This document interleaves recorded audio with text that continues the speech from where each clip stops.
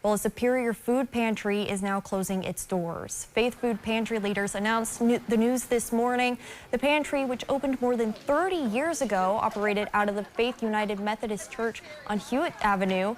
And they said that the building itself is aging. The cost of making the repairs is too high.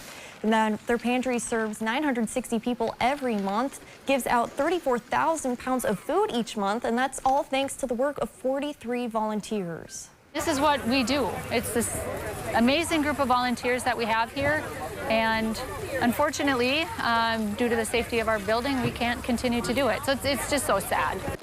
The pantry's director says she hopes to create a committee and develop a financial base to continue their work in Superior. Meanwhile, anyone in need of food support is being turned to Second Harvest Food Bank in Duluth, and the church will continue holding worship services on Sunday.